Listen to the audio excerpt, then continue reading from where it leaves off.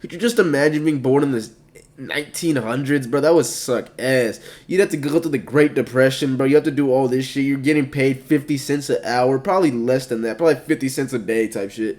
You're not getting anything. You're probably an alcoholic that beats your wife and kids, bro. Like, yo, I'm not gonna lie, y'all. We got another vid.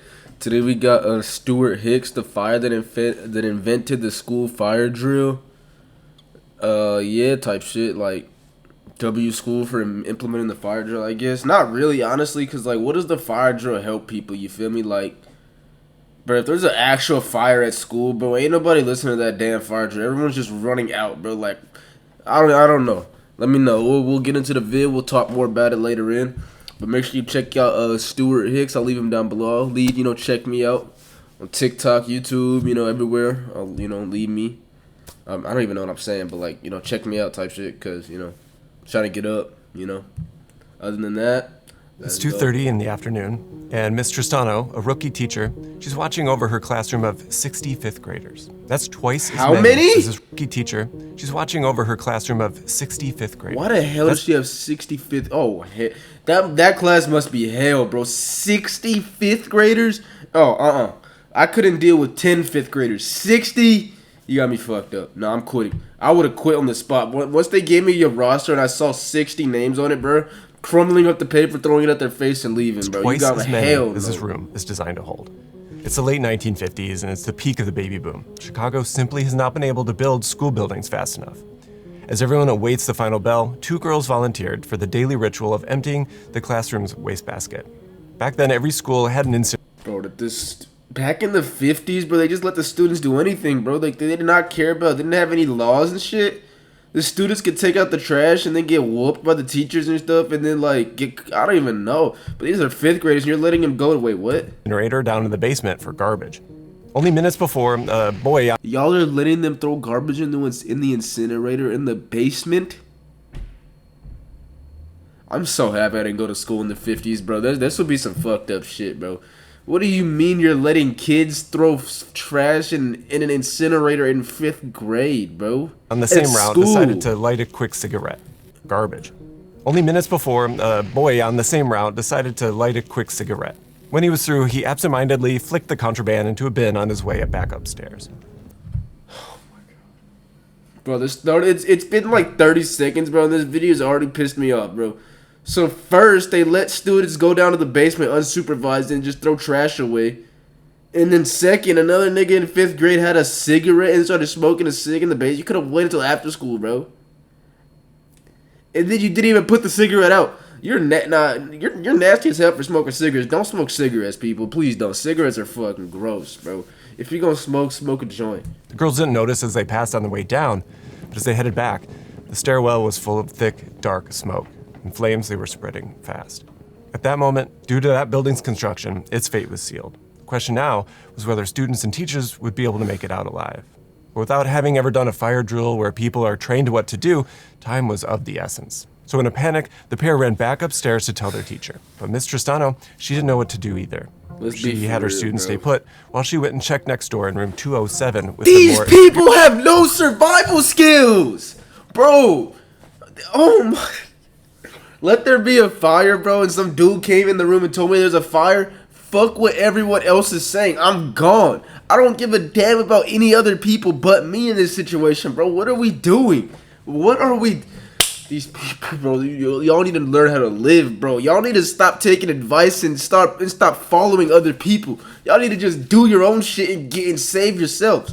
Like, experienced teacher. These teachers don't know what they're doing. Only the principal had the authority to call for an evacuation. So Miss Tristano sprinted down the hallway to the principal's office, got permission, and rushed back to her class. She quickly lined everyone up and led them out through the nearest exit. There was a door. All these students could have already been out the building, by the way. After they just left instead of just sitting there. Like, who is sitting there if the building's on fire? Let's be for real, bro.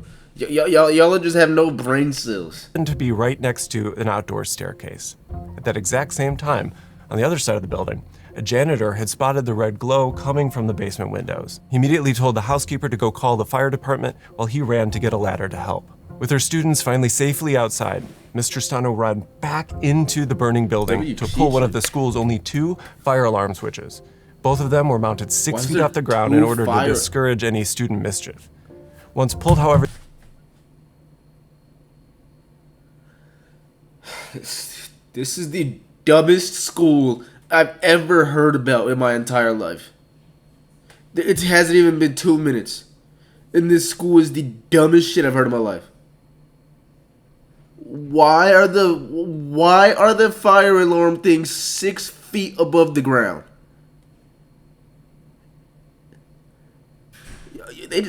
these alarms don't automatically ring bells inside of the building. So even though everyone inside heard the alarms ringing, for many classrooms, it was already too late. The hallways were already impassable. They were completely filled with smoke. Rest The in only chance for peace. kids trapped in the northeast side of the building was to await rescue through the outside windows, I'm jumping almost out. 3 stories above the ground. I'm jumping out. Meanwhile, the housekeeper I'm jumping finally out and reached the taking my phone and chances, bro. I'm not just sitting there letting me burn up, bro. Hell no. Dialed the fire department at 2:42 p.m. But in her panic, she gave the wrong address. Oh my! Oh, these people are ass, bro. Oh my god. This. Oh my god, these niggas suck. Oh, these niggas are ass. What are we doing, bro? What are we doing? Oh my god. 08 Iowa Street. The school was actually located at 909 North Avers Avenue. You weren't Despite even all that close. confusion, the first fire brigade actually arrived 2 minutes later, 2:44 p.m. They had to smash through a locked 6-foot iron gate just to get to the school grounds.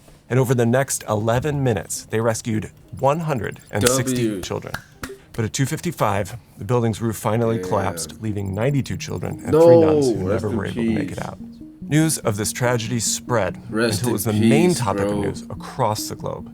In fact, the response to this disaster was probably the fastest and the most sweeping reaction to any single fire in American history. People were horrified by the sheer scale and loss of just innocent lives, and the newspaper ran these heartbreaking photos that were taken by local journalists that were able to effectively humanize the toll.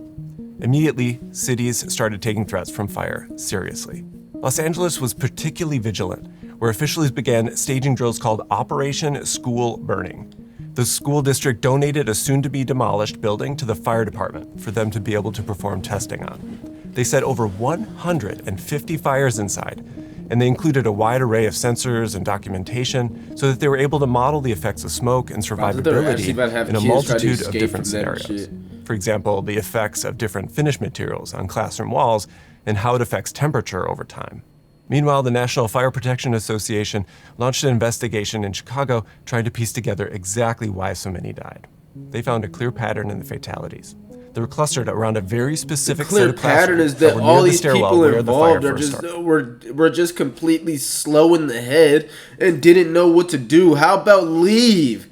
That's all you have to do. Just leave. It's not that hard. Like, there's no possible way if the building's on fire, y'all gonna panic that much. Leave the building. Like, what are we do? It's not that hard. It's common sense. That's like when if anything goes wrong with something in some place, leave. Like if a dude pulled out if you're at a party and a dude pulled out a gun or some shit, you're just gonna stay there and just be like, oh, yep, let's just stay here and party. Let's just keep it going. Leave. Like, it's common sense. All except room 207, which even though it's right in the middle of the highest of danger zones, all students got out safely. That room happened to have a back door leading to the same exit that Miss Tristano's class took to escape.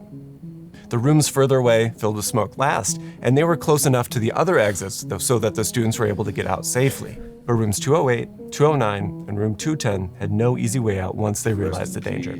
These details helped the investigators understand exactly how the fire spread inside of this building, but the real problems that led to so many deaths were already obvious.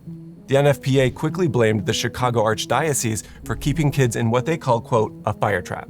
Honestly, it's almost exactly what it was. There were dozens of problems here, basic safety issues that wouldn't pass even the most casual inspection today. Just look at the main stairwell, where it all started. It acted just like a giant chimney. The wooden stairs were perfect fuel, the hallway and windows below provided oxygen, and the open stair shaft above facilitated a stack effect, which pulled smoke upward rapidly, spreading it throughout the building. If the school had been built according to the building codes that were in place since 1948, over a decade before the fire, things would have looked very different. For starters, the stairwell would have been enclosed by fire-resistant walls, and the stairs themselves would have been made of materials that don't easily burn. I didn't know they had all this technology and stuff like this back in the 40s, bro. That's crazy. I thought they didn't come up with all these safety measures and shit till the 70s at Each least. floor would have had fire-rated doors that automatically close based on heat sensors detecting danger and keeping smoke contained into smaller areas instead of letting it spread throughout a floor. Those same heat sensors would have instantly sounded alarms, both inside the building and directly to the fire department, triggering sprinklers to douse the flames before they grow out of control. It would have also signaled an external box to show arriving emergency personnel exactly where the fire is located inside of the building. But none of those protections were in place, even though it was mandatory by law a full 11 years at that point. A fire inspection just weeks before the tragedy declared this building perfectly fine for occupancy. And technically, that was true, because it was built all the way back in 1903, long before anyone fully understand just how dangerous all of these design decisions would be. Could you imagine being born in 1903, bro, the 1800s?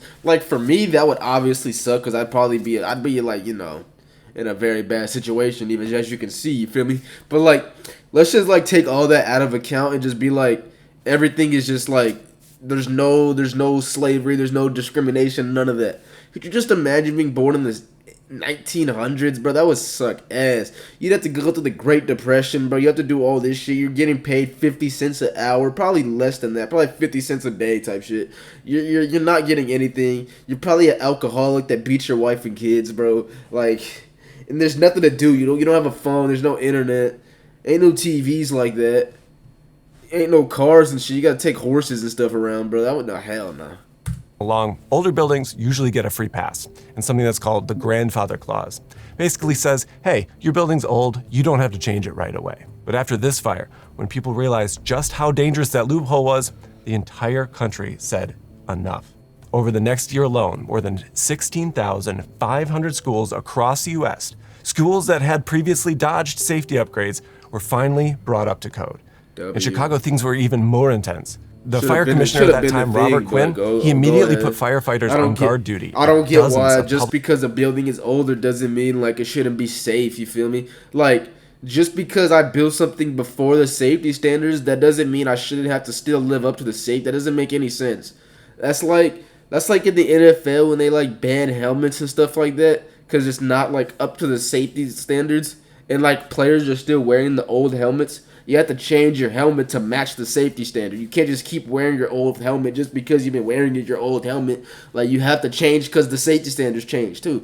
Why would you let them all this shit could have been avoided, bro, if people just had common sense and actually did work like they were supposed to do and actually, what's it called? Kept up with safety procedures and stuff like that, bro. Animals that he considered to be high risk. People just didn't care back in the day, bro. They literally stood watch around the clock until the buildings were made safe. And on top of that, the city ramped up inspections everywhere, quickly checking every single school in the city. Looking for. But it wasn't just the buildings themselves that needed fixing. Before the fire at Our Lady of the Angels, teachers weren't really trained for these kinds of things. Remember how Mr. Stano had to run to the principal first just to get permission to evacuate? I would have left. That cost precious minutes. I would have left. Because, bro, let's be for real. What's the principal gonna do about it if I just leave, bro? If there's a fire and I have a class full of 60 students, bro, and then I know there's a fire, why would I run out the room just to go get the principal, just to be like, all right, kids, we can leave? No. How about you just be like, all right, we're leaving. Fuck what the principal says. Fuck the rules. The school already said fuck the rules, so what's the big deal about you saying it and just leaving and getting to safety? You're gonna get fined. You're gonna get arrested. No, I doubt it. You're saving kids and stuff at the end of the day. What you should have done, you should have saw it, pulled the alarm, left, and just had the other people deal with it. Yo, why do I gotta tell the principal for? She'll realize that Schools changed their approach so that teachers had clear instructions. If you see smoke or fire, pull the alarm immediately. Do not wait. Don't ask permission. Just get everyone out safely right away. Don't hesitate, even for a second. This marked a huge shift in how schools handled fires. Like, did people Just trust teachers, did trust their people judgment not rather than have waiting common around sense for back in someone the day, hired bro? to Common say sense go. is not so Do you common. know I where don't that is? understand how this Or was indeed such a what it big is, or problem. how to operate Like, it? Or will you be running around in circles trying to find it or looking for someone to do the job for you? Schools and fire departments started working Project closely Big, together, giving teachers training in how to act during a fire, to close the classroom doors, to keep out smoke, don't open doors if the hallway looks dangerous, and most importantly, how to calmly get kids out of the building. Another immediate change, and one of the more iconic, I think, came by way of fire drills. Before 1958, a lot of schools barely ever practiced evacuations. Some didn't do it at all. But after this tragedy, cities and states across the country practiced evacuations. Let's be for real. I don't give a flying frick. Alright? I don't give a damn. I don't give a damn. If let me be this dude right here and there's a fire coming in, she's getting the meanest stiff arm to the face. Teachers getting a stiff arm. I'm running through people like I'm prime Marshawn Lynch, bro. I'm not waiting for anyone. I'm not lining up for anyone. I'm not walking in a single file line. I'm not walking slow. Hell no. I'm running the hell out. I'm trucking over people. I don't give a damn, bro. I don't give a damn. No, it's my safety or you. If it's me or you, bro, I'm sorry. It's not gonna be me at the end of the day. Every man for themselves, bro. That might be selfish or anything. I don't give a damn. Unless you're like my brother, my mom, my sisters, my dad, anything like that. I'm sorry, bro. I'm sorry, bro. Like that's just how it has to be. Like. That's life at the end of the day, bro. Like, you gotta survive and fight for your own, bro. Like, who am I? Cause like, what if these people are taking forever? What if there's a fat Betsy at the front and they just take forever and they're slowing everybody up and the fire gets to you? No, I'm out. I'm gone. I don't give a fuck about these other people, bro. Didn't do it at all. But after this tragedy, cities and states across the country passed laws making regular fire drills mandatory. Illinois, for example, requires 3 fire drills per year. A practice that quickly became standard across the United States, and that's a direct result of what happened. Like with the fire drills they made us do in high school and stuff, bro. They made us like line up single file, walk out to the football field, and then find our class, line up perfectly, and ain't no one's doing all that bullshit, bro. Like, who the hell is doing that? No, I'm not lining up. No. The hell do I look like lining up and walking out to the football field for in a line and finding my class? No. If that happens, I'm out the school. I'm running home. I'm not staying at the fucking school that's on fire. That doesn't make any sense. This drill, lockdown drills, and like a bomb threat drill make no sense. Like, if there's a school shooter, bro, let's just hide in the classroom and turn the lights off. He's not gonna know we're here. Like these people have no brain cells. No, y'all need to come up with an escape plan. Y'all need to come up with anything else, a defense plan. Not sitting in the classroom, hiding in the corner. That makes it easier. All they gotta do is bust in the door, boom, and y'all all out, bro. Like, people have no, bro. If I was in charge of coming up with these new drills, bro, I would have had some secret tunnels, some secret escape plans. And then, I don't even know, but like, it would have been way better than the BS they got going on, bro. At Our Lady of the Angels. The influence goes even further because firefighters also realized how important it was to practice evacuating in less than ideal conditions. Fire blocks exits, so schools began doing blocked exit drills, intentionally blocking the main escape routes during practice. And that way, students and teachers could learn to think quickly and find alternate ways out. All of these changes, better codes, regular drills, and teacher training, came together in reaction to this single event. And it wouldn't be long before these new approaches would be put to the test. Only 2 weeks after Our Lady of the Angels fire, an eerily similar one broke out in nearby Kenilworth, Illinois. It too was an older school building with combustible construction, with wooden interiors and things like that. This fire started in a closet at the base of a basement stairwell where it had the potential to grow and spread rapidly. It was almost the exact same setup. The main difference in Kenilworth is that the school had practiced a successful fire drill rehearsal following the new procedures.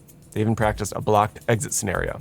And by sheer coincidence, or maybe some other force, the stairwell where the fire occurred was the very same one that was blocked during the drill. Not a No single way, life was nah, lost. that's tough. In fact, since 1958, W. there's not been another school fire with more than 10 lives lost. So the mandatory changes enacted a reaction that seemed to have worked. That doesn't mean that we're out of the woods, though. New pressures on school buildings to protect against shootings or other dangers can create direct conflicts with fire safety. For instance, I think safety for one means susceptibility for the other. More doors for fire offers more points of access that are difficult to monitor and control. Even so, today in an average year, we'll see about 5,000 building fires across the US. Really? But they rarely result in fatalities. The majority of these incidences are arson or... I hope it never happens. But I've never had like a school fire or like a school emergency before. I hope it never happens though, and I hope anyone watching, I hope that never happens to you guys either. But like students playing with lighters in the bathroom. You know what dumbass niggas used to do at school though, bro? They used to piss me off, bro. Oh, that shit used to... Brother, I swear the fire alarm would go off at least once or twice a week just cause the dumbass little freshmen, bro, in high school used to have their vapes and shit and then blow it right into the fucking smoke detector, bro, just to be assholes and set the fire alarm up. Like, what are you doing? Go to class, bro. Like, I hated little ass freshmen for that BS, but they would always be doing dumb shit, doing the most. Like, always just annoying people, bro. Students and staff, it's come a long way. But there's another shift that I think is relevant. The idea that you can just trust the way that a building looks to tell you if it's safe or well built is always worth questioning.